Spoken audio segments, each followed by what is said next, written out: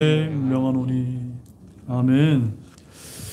오늘 제가 여러분에게 전할 디모데전서 강의 17번째 말씀 제목은 하나님의 사람으로서 지켜야 될 명령이라는 이런 제목으로 말씀을 나누도록 하겠습니다. 제목은 하나님의 사람으로서 지켜야 될 명령입니다.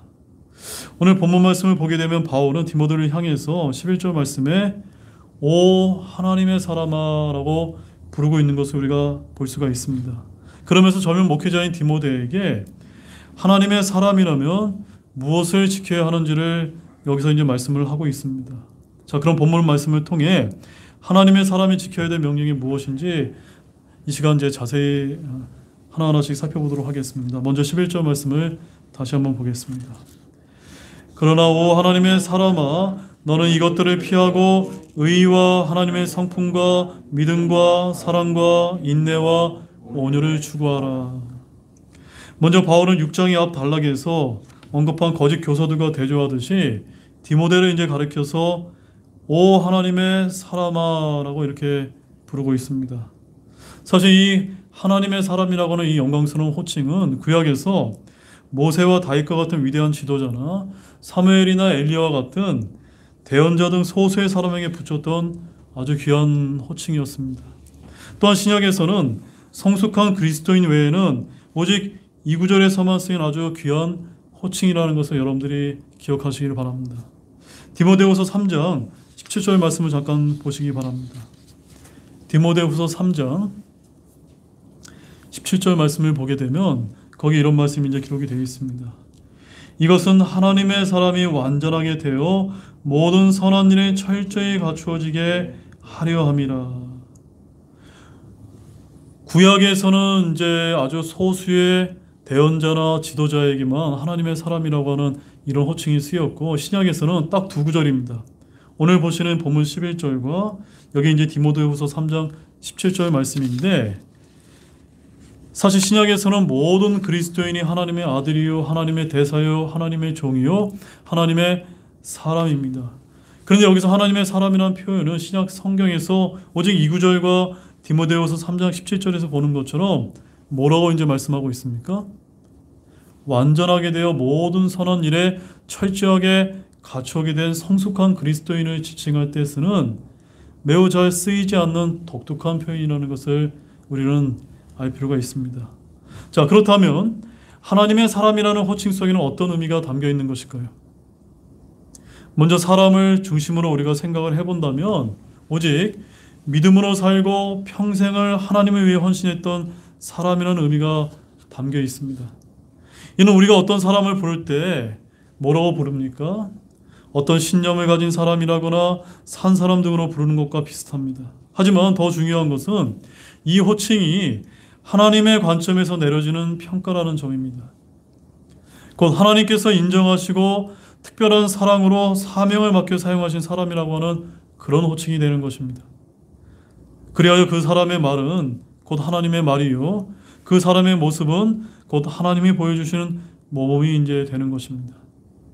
근데 흥미로운 점은 이 땅의 사람들도 이와 비슷한 표현을 흔히 사용한다는 점입니다. 예컨대 사람들은 혹 누군가를 가리켜서 저 사람은 누구누구의 사람이다 라고 이렇게 말하곤 합니다. 즉 그는 그 누구누구에게 속해 있다는 것입니다. 그리고 그 누구누구가 굉장한 실력자일 때는 눈을 비비고 다시 한번 그 사람을 바라보게 되는 것입니다.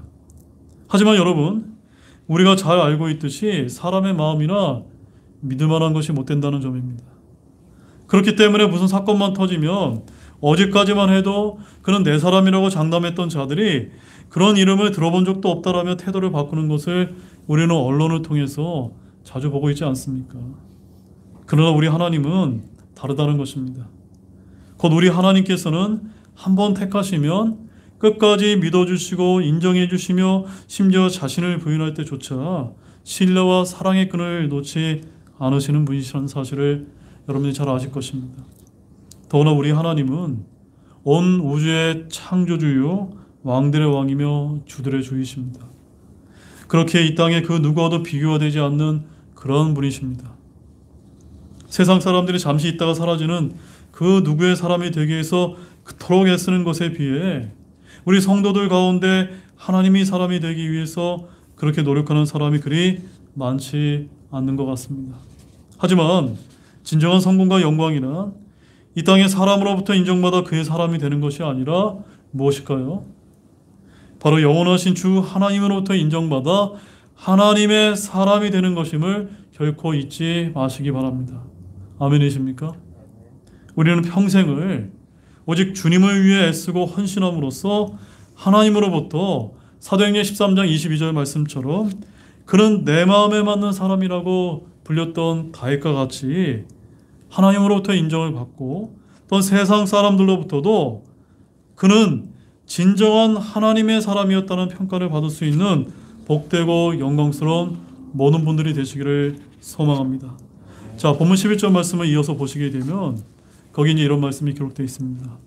너는 이것들을 피하고 의와 하나님의 성품과 믿음과 사랑과 인내와 온유를 추구하라라고 되어 있습니다. 자, 이 말씀을 잘 보시기 바랍니다. 이 부분을 보게 되면 사도 바울은 디모데를 뭐라고 이제 호칭했습니까? 하나님의 사람아라고 이렇게 호칭을 한 다음에 그에게 다음과 같이 두 가지를 이제 명령하고 있습니다. 그 두 가지가 무엇입니까? 하나는 피하는 일이 되는 것이고 또 하나는 추구하는 일이 됩니다. 이와 같이 대조가 되는 것, 즉 피하는 일과 추구하는 일을 동시에 하라고 말씀하는 것이 사도 바울의 특징이라는 사실입니다. 자, 디모데후서 2장 22절 말씀도 한번 보십시오. 디모데후서 2장 22절 말씀도 보게 되면 이런 사도 바울의 똑같은 특징이 또다시 이제 등장하는 것을 볼 수가 있습니다. 자, 함께 보겠습니다. 또한 청년의 정욕을 피하고 오직 순수한 마음으로 주를 부르는 자들과 함께 의와 믿음과 사랑과 화평을 따르되. 독특하지 않습니까? 무엇은 피하고 무엇은 따르고 추구하라라고 하는 것이 사도 바울의 이제 강조하는 이제 독특한 표현이라는 것입니다.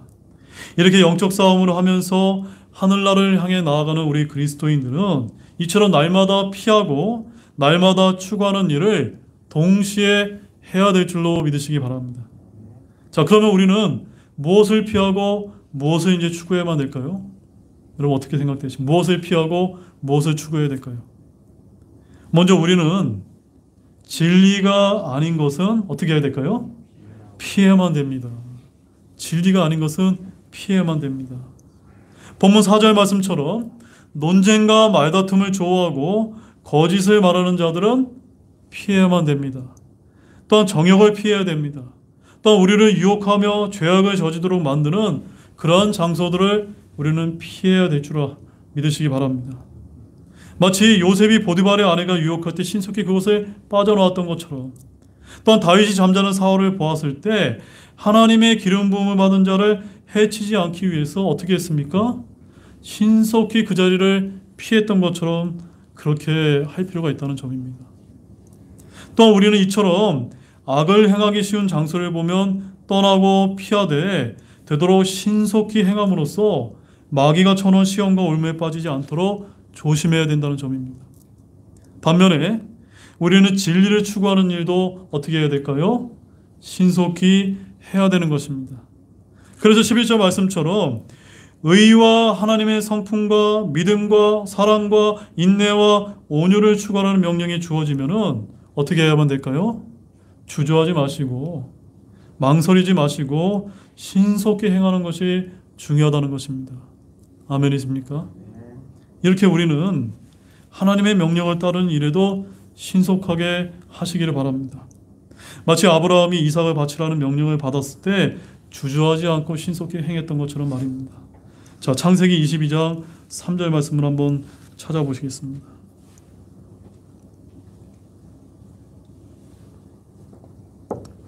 창세기 22장 3절 말씀에 우리 아브라함이 어떻게 이제 하나님의 말씀을 신속히 이제 준행을 했는지 함께 보시도록 하겠습니다. 다 찾으셨으면 함께 읽어보겠습니다. 아브라함이 아침에 일찍 일어나 자기 나귀의 안장을 얹은 뒤 자기와 함께한 자기 청년들 중 2명과 자기 아들 이삭을 데리고 번제 업문에 쓸 나무를 쪼갠 뒤에 일어나 하나님께서 자기에게 일러주신 곳으로 갔더라. 여기서 아브라함은 주의 명령이 주어졌을 때 어떻게 행했습니까? 아침 일찍 일어나라는 표현이 그것을 잘 보여주는 말씀인 것입니다. 그러므로 우리도 악을 떠나는 일에 신속해야 되지만 진리를 따르고 추구하는 일 역시도 신속히 행함으로써 주님을 위한 우리의 발걸음이 한시도 늦춰지지 않도록 해야 될 줄로 믿으시기 바랍니다. 자, 그러나 오늘 우리의 모습은 어떻습니까? 저와 여러분들의 모습은 어떻습니까? 대개 이와 반대의 경우가 많지 않습니까? 피할 것과 추구할 것의 구별을 잘 못하는 경우가 많지 않습니까?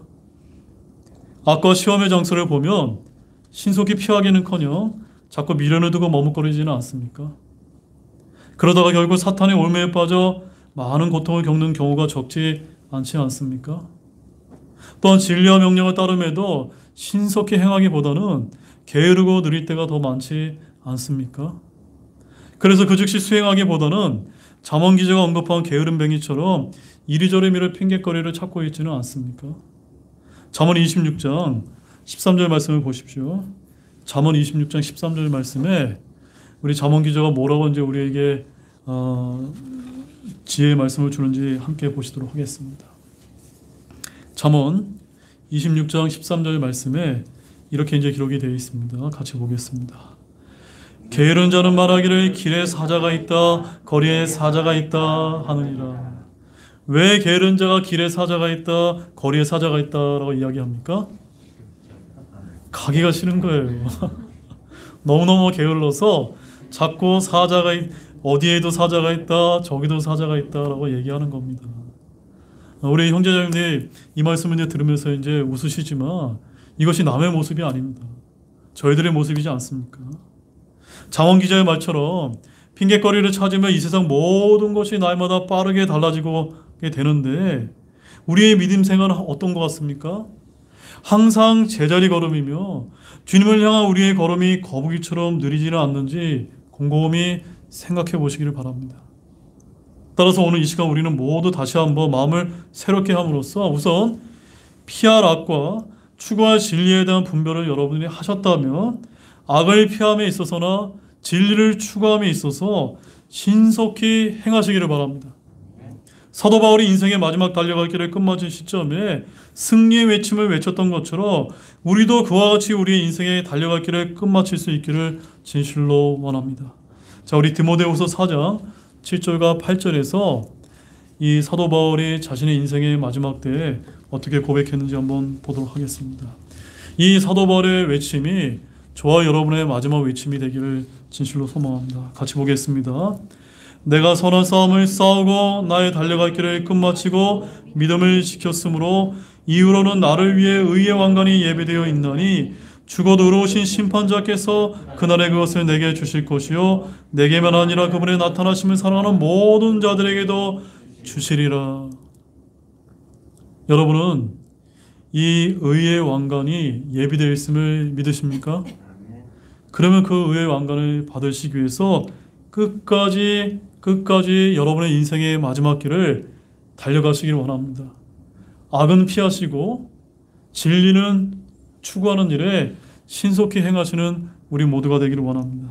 자, 본문 12절 말씀을 보십시오. 믿음의 선한 싸움을 싸우며 영원한 생명을 붙들라. 이것을 위해 너 역시 부르심을 받았고 많은 증인들 앞에서 선한 고백을 고백하였도다.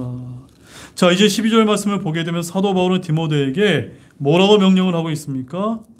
믿음의 선한 싸움을 싸우며 영원한 생명을 붙들라라고 이렇게 말하고 있습니다.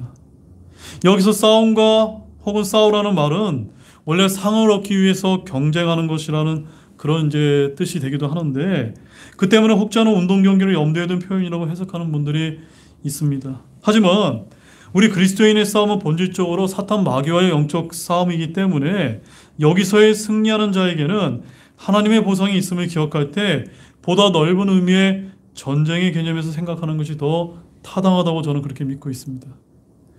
즉 지금 바울은 그리스도의 군사로 부름받은 디모데에게 받은 명령을 지켜나가며 영적 싸움을 계속 갖고 갈 것을 당부하고 있는 것입니다. 자, 그래서 본문 14절 말씀을 보게 되면 이렇게 이제 명령을 하고 있습니다. 너는 우리 주 예수 그리스도의 나타나심이 있을 때까지 점도 없고 책망받을 것도 없이 이 명령을 지키라. 언제까지 지키라는 겁니까?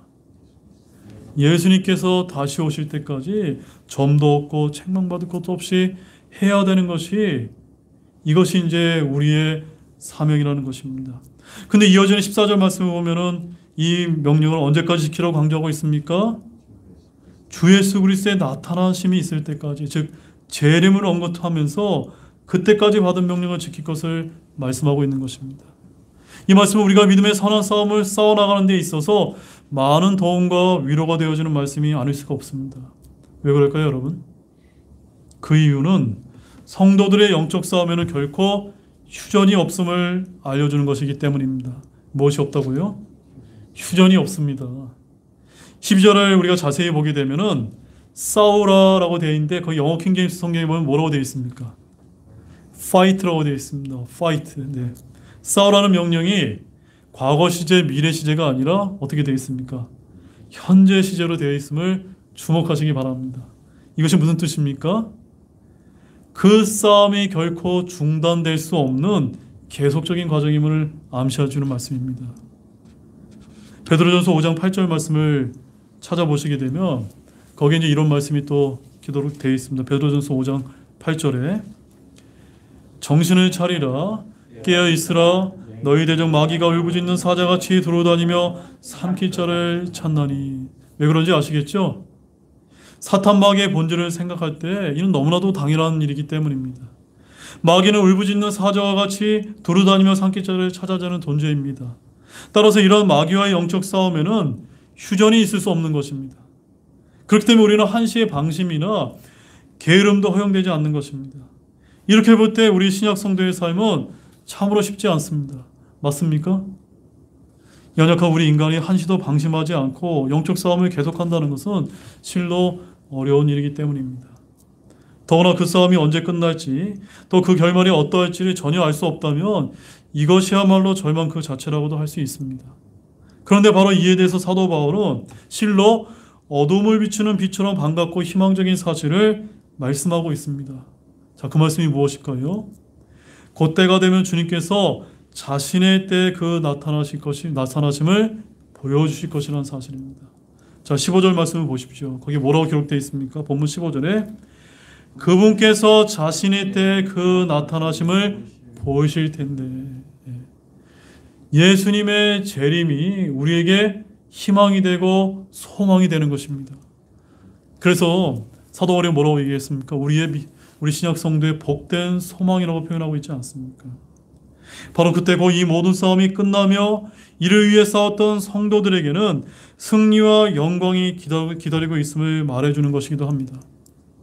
그때 하나님께서는 모든 사악한 마귀의 세력들을 브로스에 던져 심판함으로써 모든 전쟁을 끝내실 것이며, 이런 최후 승전의 영광과 함께 천년왕국과 새하늘과 새 땅을 열어주실 것이라고 말씀하고 있습니다. 자, 계시록 20장 10절 말씀 한번 보십시오. 어떻게 하나님께서 이 역사를 끝마치게 될지를 한번 보시도록 하겠습니다. 요한계시록 20장 10절입니다. 같이 읽겠습니다. 또 그들을 속인 마귀가 그 짐승과 거짓 대언자가 있는 불과 유황못에 던져져서 그들이 영원 뭉토록 밤낮으로 고통을 받으리라. 이 말씀처럼 하나님의 그런 시간표에는 끝이 이제 정해져 있다는 사실입니다. 결말이 정해져 있다는 사실입니다. 따라서 사랑하는 여러분, 오늘 우리는 우리의 믿음의 선한 싸움이 힘들다고 힘없이 주저앉거나 나약한 모습으로 불평하지 않기를 바랍니다. 또한 상황이 조금 나아졌다고 방심하거나 게으른 마음을 먹지 않기를 바랍니다.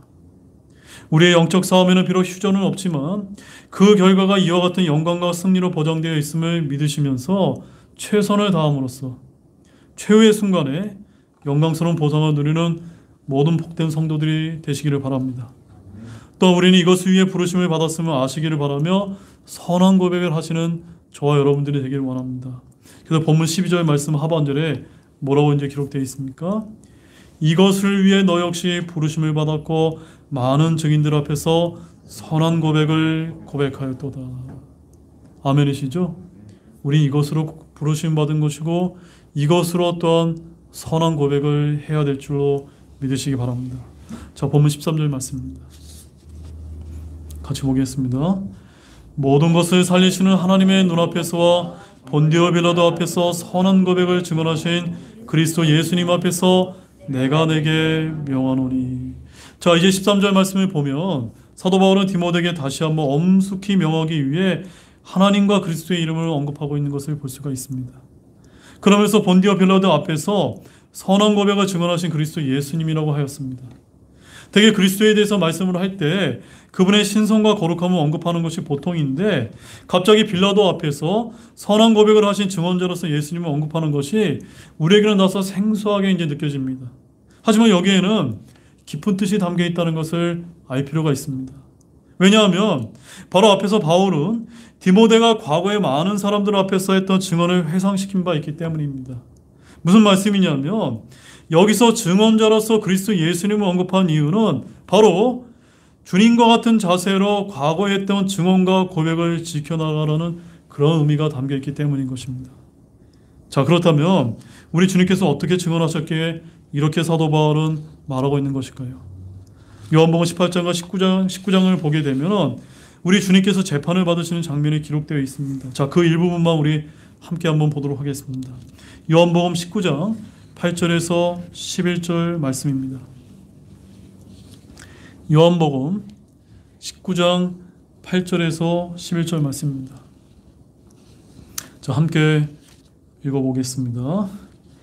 그러므로 빌라도가 그 말을 듣고 더욱 두려워하며 다시 재판정으로 들어가 예수님께 이르되 너는 어디에서 왔느냐 하였으나 예수님께서 그에게 대답하지 아니하시니 그때 빌라도가 그분께 이르되 내가 내게 말하지 아니하느냐 내게는 너를 십자가에 못 박을 권력도 있고 놓아줄 권력도 있음을 내가 알지 못하느냐 하매 예수님께서 대답하시되 위에서 내게 권력을 주지 아니하셨다면 나를 대적할 권력을 내가 결코 갖지 못하였으리니 그러므로 나를 내게 넘겨준 자에게는 더 큰 죄가 있느니라 하시느니라. 이해하셨습니까, 여러분? 이 말씀을 보게 되면 주님은 살기등등한 유대인들이 지켜보는 가운데 빌라도에 의해 마지막 재판을 받으셨습니다. 그런데도 주님의 모습은 어떻게 이제 비춰지고 있습니까? 우리 주님의 모습은 전혀 흔들림이 없는 모습을 보여주셨다는 사실입니다. 빌라도가 자기에게 생사역사권이 있음을 과시하면서 주님께 굴복하기를 요청했음에도 불구하고 우리 주님은 오히려 진정한 권력자가 누구인지를 담대하게 말씀하심으로써 오히려 빌라도를 두렵게 만들지 않았습니까? 말하자면 재판하는 자와 재판을 받는 자의 입장이 완전히 뒤바뀌어 버린 것입니다. 이처럼 우리 주님께서는 두렵고 떨리는 상황 속에서도 한치의 두려움도 없이 흔들림도 없이 올바른 진리와 하나님의 왕국에 대해서 증언하심으로써 자신에게 받은 사역을 완수하셨던 것입니다. 사랑하는 여러분, 바로 이것입니다. 그 그리스도의 증인들은 바로 이와 같은 태도를 본받아야만 합니다. 그런데 우리의 모습은 어떻습니까? 이를 알려면 멀리 갈 필요도 없이 먼저 베드로를 보면 됩니다. 그는 주님 앞에 있을 때 충성심을 과시했지만 정작 위기 상황이 어제 어떻게 행동했습니까? 비겁하게 3번 부인하고 도망가지 않았습니까? 하지만 우리는 이런 베드로를 보고 비웃을 자격이 전혀 없습니다. 바로 이것이 오늘날 우리의 모습일 때가 많기 때문인 것입니다. 아니, 때로는 교회 안에 있을 때조차도 우리의 고백에 힘이 없을 때가 한두 번이 아닐 때가 많지 않습니까? 그러나 여러분, 주님께서는 승천하시기 전에 분명히 우리에게 사도행전 1장 8절에서 땅의 맨 끝까지 지역까지 이르러 나를 위한 증인이 되리라라고 말씀하셨고, 동시에 누구든지 이 음란하고 죄 많은 세대에서 주의 말씀과 그리스도를 부끄러워하면 주님께서도 그런 자를 부끄러워하겠다라고 경고하신 바를 기억하시길 원합니다. 자, 마지막 말씀으로 마가복음 8장 38절 말씀을 읽어보도록 하겠습니다. 마가복음 8장 38절 말씀입니다. 너무나 귀한 말씀인 것 같습니다. 마가복음 8장 38절 우리 같이 보겠습니다.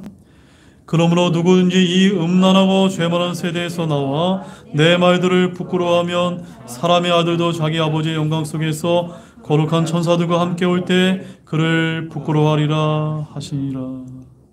여러분, 이 말씀이 여러분에게 어떻게 들리십니까? 도전이 되고 위로가 되고 격려가 되는 말씀이 맞습니까? 지금처럼 이렇게 어려울 때 우리가 음란하고 죄 많은 세대에서 주님의 말씀들과 주님을 부끄러워하지 아니하면 주님께서 이 땅에 오실 때 우리를 부끄러워하지 않는다는 이 귀한 말씀을 가슴에 새기시기를 원합니다. 그러면 우리는 교회 안에서만 주님을 믿노라고 고백하며 증인의 삶을 살겠노라고 외치지 마시고 세상에 나가셔도 그러한 모습을 잃지 않도록 노력하는 우리 모두가 되기를 원합니다. 주님처럼 어떠한 상황에서도 흔들림 없는 모습으로 선한 고백과 증언을 행함으로써 복음의 진리와 하나님의 왕국을 담대하게 증거할 수 있는 신실한 증인의 삶을 다 사시는 모두가 되기를 원합니다. 이제 결론을 맺겠습니다. 여러분, 오늘 사도 바울이 디모데에게 준 하나님의 사람으로서 지켜야 될 명령들을 통해 어떤 귀한 교훈을 발견하셨습니까? 거기에 크게 세 가지가 있었습니다. 첫째, 우리가 하나님의 사람이 되기를 원한다면 두 가지를 잘 구분해야 됩니다. 무엇입니까? 피할 것과 추구할 것을 잘 구분을 해서 둘 다 신속히 행해야 된다는 점입니다. 두 번째는 하나님의 사람으로서 우리의 믿음의 선한 싸움에는 무엇이 없습니까? 휴전이 없지만 확실한 승리가 보장되어 있음을 우리는 믿고 깨달으면서 우리의 인생에 달려갈 길을 최선을 다해 끝마쳐야 된다는 점입니다. 그 다음에 세 번째는 하나님의 사람으로서 우리의 선한 고백과 증언은 누구처럼 주 예수님과 같이 어떠한 어려운 상황 가운데서도 흔들림 없이 담대하게 행해야 된다는 점입니다. 이와 같은 귀한 교훈을 여러분들의 가슴에 깊이 새겨서 우리 모두가 하나님의 사람으로서 영광스럽게 불려지게 되는 모든 분들이 되시기를 주 예수 그리스도의 이름으로 축원드립니다. 기도하고 마치겠습니다. 하나님 아버지, 참으로 감사를 드립니다. 오늘 이 귀한 말씀을 통해서 하나님의 사람으로서 이 영광스러운 호칭을 과연 우리가 얻을 만한 그런 자격이 있는지 우리 자신을 한번 생각해 보게 되었습니다. 그러나 우리는 그저 이 땅에서 부끄러운 믿음을 가지고 살아가는 것이 아니라 사도 바울의 디모데에게 오 하나님의 사람아라고 이렇게 불렸던 것처럼 이 호칭이 디모데에게뿐만이 아니라 오늘 이 말씀을 듣는 모든 우리 형제 자매님들도 동일한 호칭을 우리는 받을 수 있음을 믿고 우리의 인생길을 끝까지 잘 달릴 수 있는 모든 분들이 될 수 있도록 도와주시기를 원합니다. 그래야 하나님의 사람으로서 이 세상이 비록 어렵지만 무엇이 악하고 무엇이 정말 진리인지를 우리가 잘 구분해서 악은 피하고 진리는 신속하게 행할 수 있는 우리 하나님의 사람이 될 수 있도록 도와주시기를 원합니다.